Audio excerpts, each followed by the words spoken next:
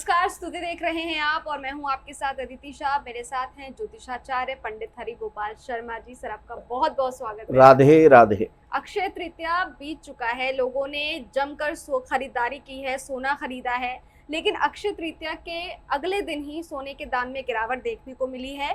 गिरावट मामूली है, लेकिन फिर भी अमाउंट कहें तो 2000 की कमी है तो 2000 भी मायने रखता है।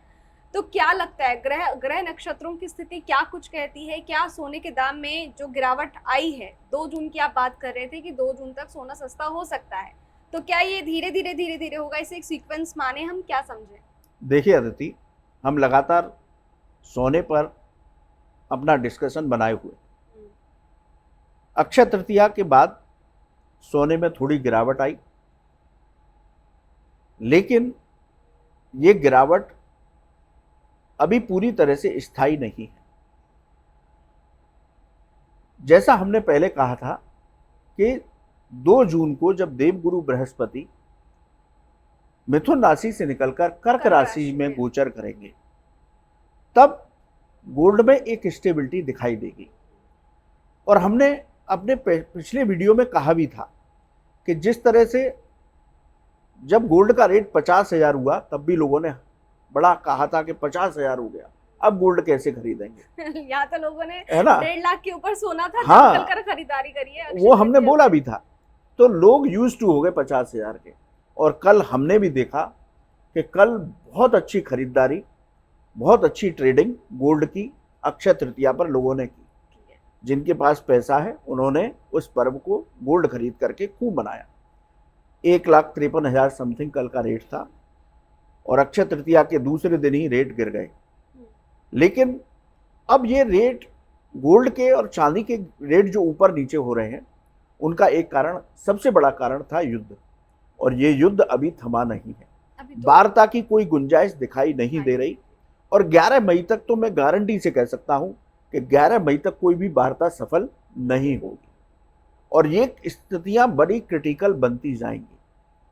तो गोल्ड में ये जो उतार चढ़ाव देखने को मिलेगा और भी मिल सकता है, क्योंकि अब शादियों का सीजन भी शुरू हो गया। लोग परेशान हैं, लोग जानना चाहते हैं कि जिस दिन गोल्ड कम हो उसी दिन हम खरीदें। स्वाभाविक बात है कि हर व्यक्ति के सामर्थ्य में नहीं है, सामान्य लोग बहुत सोच समझ करके खरीदारी करते हैं। तो मैं अपने दर्शकों को ये बताना चाहता हूं कि ये फ्लैक्चुएशन 160 से पार गोल्ड अब नहीं जाएगा, मुझे जहां तक लगता है। 160 तक स्टेबल रह जाएगा, स्टेबल रह जाएगा। और बहुत सारे लोग ये प्रेडिक्ट कर रहे हैं कि गोल्ड 100 से नीचे डाउन जाएगा और बहुत तेजी से जाएगा और 80,000 के करीब स्टेबल रहेगा। 80,000। तो अब ये गोल्ड का रेट हमेशा, मुझे लगता है कि अब ये मार्केट ने पकड़ लिया, गोल्ड ने एक ट्रेंड पकड़ लिया। जैसे बढ़ता रहा है गोल्ड, 50,000 हुआ, फिर 80,000 हुआ, अब 1,53,000 तक वो टच कर रहा है, 54,000 तक टच कर रहा है।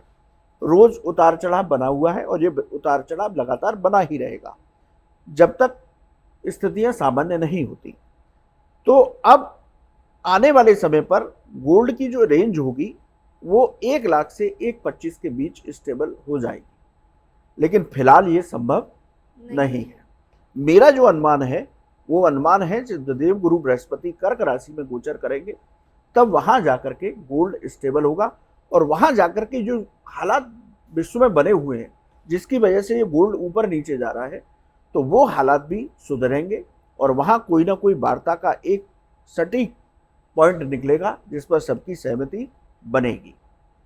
तो अभी इंतजार करना पड़ेगा, लेकिन मुझे नहीं लगता कि गोल्ड 160 से ऊपर जाएगा, क्योंकि कुछ लोग मार्केट में बैठे हुए ये कह रहे हैं कि ये 70 और 80 तक जाएगा। तो ये स्थिति नहीं बनेगी जहां तक मुझे लगता है। तो गुरुजी, सोना खरीदें, बेचें, रुक जाए, क्या करें? देखिए, अभी मार्केट का जो ट्रेंड चल रहा है उसमें बहुत संभल करके आपको काम करना होगा, वरना नुकसान भी हो सकता है और एक अच्छा फायदा भी हो सकता है। तो जैसा मैं कह रहा हूं कि 1,25,000 तक स्टेबल रहेगा और मुझे नहीं लगता 160 से ऊपर जाएगा। तो जिन्होंने गोल्ड रख रखा है, यदि वो बेचना चाहते हैं तो अपना कैलकुलेशन कर लें कि किस समय पर हमें बेचना है, हमें कितना मुनाफा मिल रहा है, इससे हम निकल जाएं, क्योंकि ये अभी बहुत उतार चढ़ाव दे सकता है। तो कभी कभार थोड़ा कम कमाने में भी अच्छाई रहती है। कम मिल रहा है लेकिन मिल रहा है, तो गोल्ड से निकला जा सकता है। तो ये अब आपको तय करना होगा कि गोल्ड की स्थिति 1.25, 1.20 और उससे ऊपर 1.60 तक रहेगी।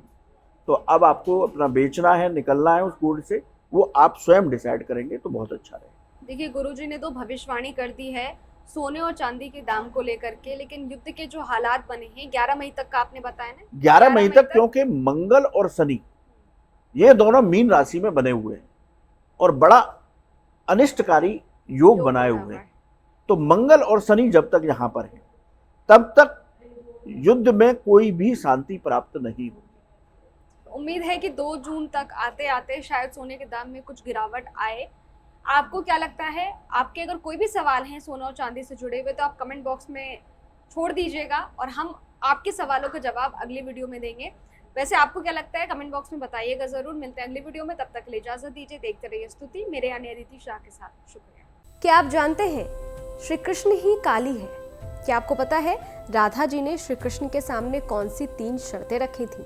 क्या आप जानते हैं कि द्रौपदी पिछले जन्म में कौन थी और उन्हें 5 पति कैसे मिले? स्तुति चैनल पर सोमवार से शुक्रवार हम लेकर आ रहे हैं ऐसी ही पौराणिक और रहस्यमय कहानियों की खास सीरीज, जहां हर कहानी में छिपा है धर्म, रहस्य और जीवन का गहरा सच। तो अभी स्तुति चैनल को सब्सक्राइब कीजिए और इस अद्भुत सफर का हिस्सा बनिए।